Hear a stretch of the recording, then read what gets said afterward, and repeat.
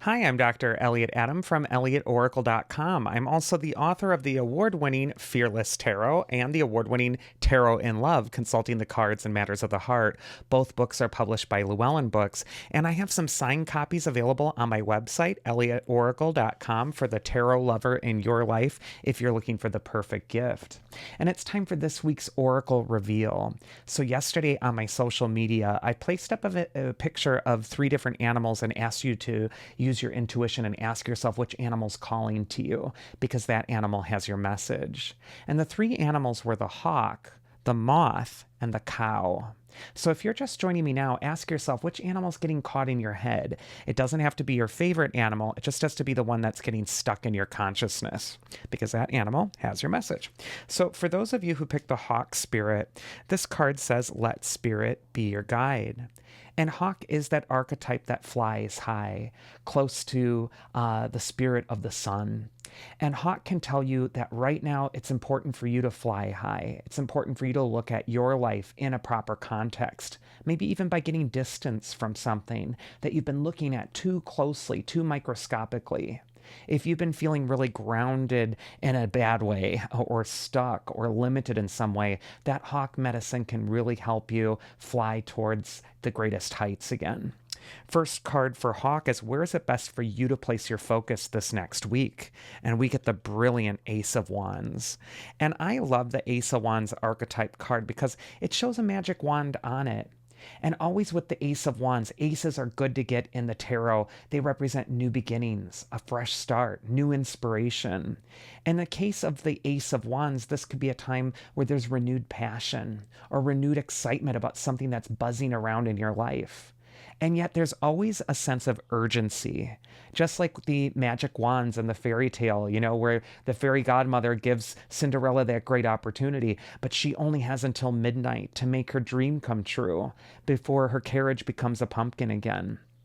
Always with the Ace of Wands, there's still that same sense of urgency.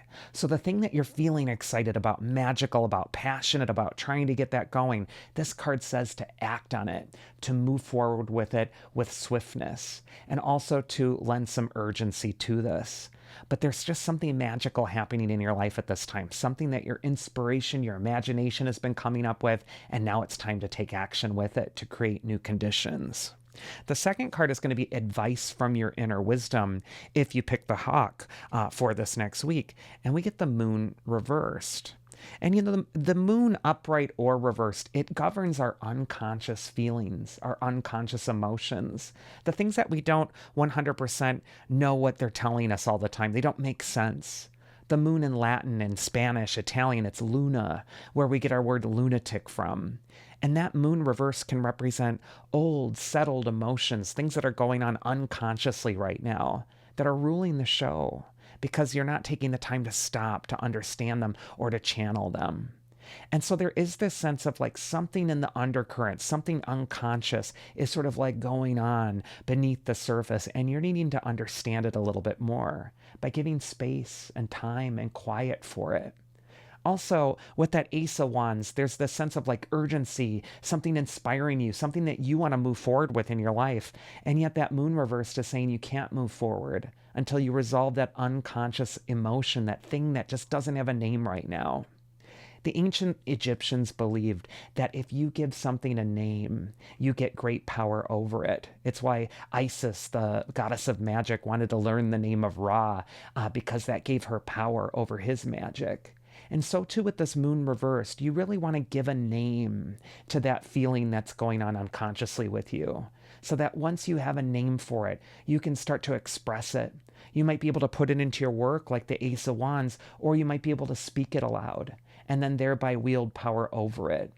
Always when the moon comes up reversed, it's telling you to rule your unconscious emotions and not be ruled by them. And the way to rule them is to name them. And then the mythic archetype that's going to help you this next week, if you pick the hawk, is Venus. And her card says beauty, value, and the wish to love. And Venus here, she comes from the Oracle of the Celestial Deities, which I'll leave a link to. It's a brilliant deck. But Venus is that archetype of love, beauty, but also emotions, deeper feeling. And I also just kind of feel like Venus could be a time of building relationships again. It might be a time to fall in love with your own life, but also to open up connections, open up a dialogue. Maybe you're going to have trouble maybe naming something unconsciously that's going on, and yet it's through connection that you're going to find that expression.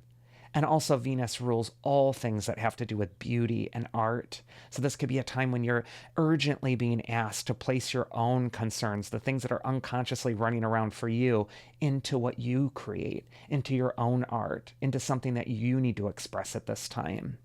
Also, Venus just tells you that this is a time to seek harmony.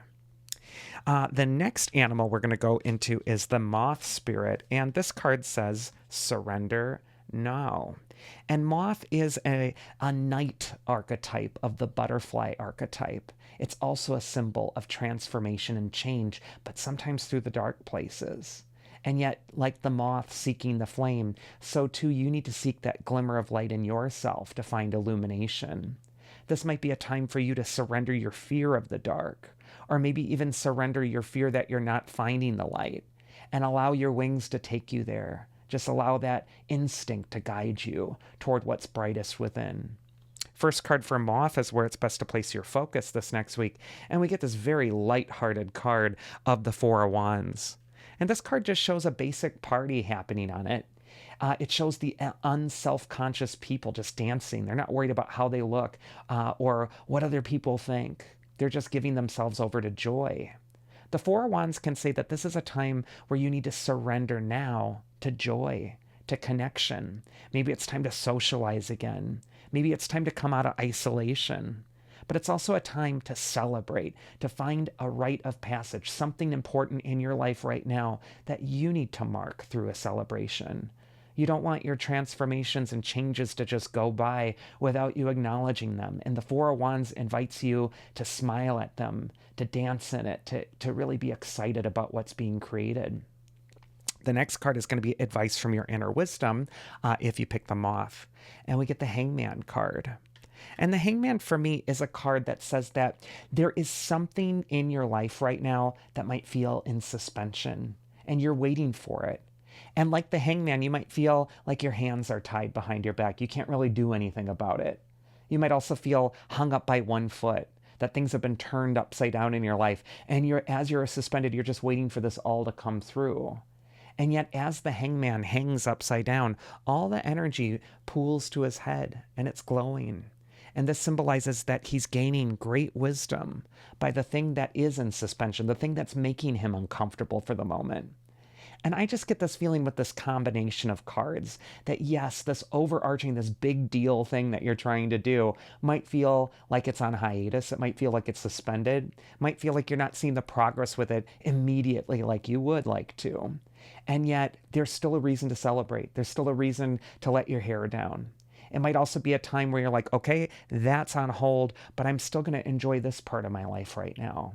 So too often we look at our own lives as if, like, once I accomplish this thing, then I can finally be happy and start enjoying my life. And once I finally get this thing, then I'm actually going to be able to move forward and it's all going to fall into place. And then we miss the present. And then it's only in hindsight that we look back and we're saying, gosh, things were so wonderful. Then why wasn't I enjoying it more?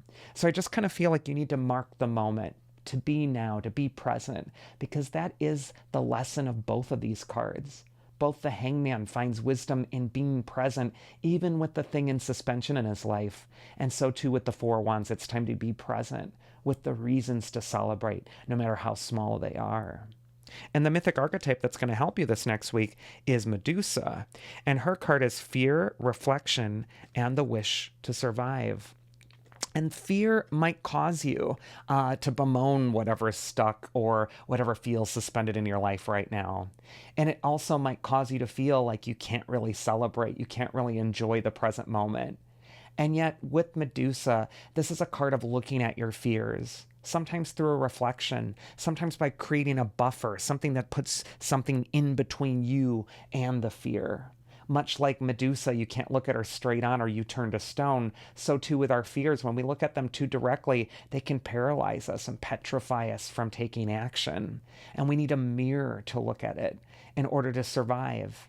And so I just feel like this is a time, yeah, where you don't want to sugarcoat the important things that need to be inspected or looked at in your life, but you also don't want them to paralyze. You don't want those fears to paralyze you, I should say, from celebrating or enjoying the thing that you've really worked hard to create. So yeah, there's a lot going on for you this next week if you pick the Moth, both the shadow and the light. And it's important that you're blessing both, that you're looking at both without fear. And then finally, we got the cow animal spirit. And this card says the miracles are endless. And the cow is long associated with abundance.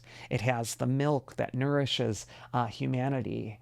And it can be an animal of sacrifice as well, so that people survive through giving its life. Cow can also just be the mother archetype, the nurturing maternal energy that you're needing to key into. And you might need to know that there is plenty out there. The miracles are endless for you.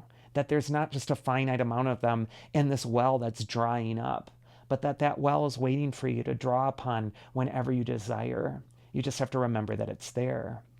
First card for cow is where it's best to place your focus this next week. And we get the Page of Pentacles, who for me is the eternal scholar or student of the tarot. He represents a love of learning. He also indicates a mastery of some sort of knowledge, delving into something, perfecting it, bringing it to the next level. This card invites you to learn and to grow. It might be a time to really focus on what you want to study, what's really going to help you get past the present impasse, the thing that feels stuck in your own life. Maybe you need to just study it a little bit more, look at it from a different angle. And also, for me, the Page of Pentacles is the archetype of returning to the fundamentals, to the beginnings of the thing that you're passionate about, remembering what made you passionate about what you've involved yourself in, what the work is that you're doing, getting back to basics and clearing out all the baggage that inevitably accumulates on anything that we get into, and remembering what fascinates us. It's time to come home to that thing. The next card is going to be advice from your inner wisdom this next week if you pick the cow, and we get the wise King of Wands. He's the survivor of the tarot. And for me, I like to imagine this king as not being born as a king, but working his way up through the ranks, proving himself as a soldier, and becoming the King of Wands because of his accomplishments and his achievements. And so this is a card of really trusting in your own competency. There's that lizard by the king's throne that can literally take the heat. If it gets too hot, it goes under a rock to cool off. If it gets too cold, it goes out in the sun. So too for you. You need to pay attention to what your emotional state is. Are you getting too hot or too cold? What do you need more or less of right now? The King of Wands is telling you to trust your own wisdom, to trust your own counsel. And the King of Wands can often be an archetype that comes up when you're offering wise counsel to others. So if you're advising people who are on their own learning journey or teaching in some way, this could be a time for you to step into your role as teacher. And then the mythic archetype that's going to help you here is the sun. And this card says center, self, and the wish to shine. And all three of these cards do have that wish to shine, to be illuminated in something that makes you unique, magnetic, charismatic. The sun shows that archetype of Apollo, the god of so many talents, divination, poetry, music. This could be a time for you to shine in your own talents. But I also feel for you that it's a time to come back to basics, to what makes you shine in the thing that really made you passionate about it in the beginning. And also with that King of Wands card, to know you can go the distance. And always that sun archetype tells us that every day the sun rises anew. It gives us a new opportunity to start over. And so too this week, I really think you need to know that you can always start again and know that the miracles are endless. And this is this week's Oracle. I do hope you enjoyed it. If you did, you can always schedule a one-on-one tarot session with me at elliotoracle.com. I have appointment slots available. You can check from my calendar and see what works for you. And I'd love to get into all of your cares and concerns one-on-one.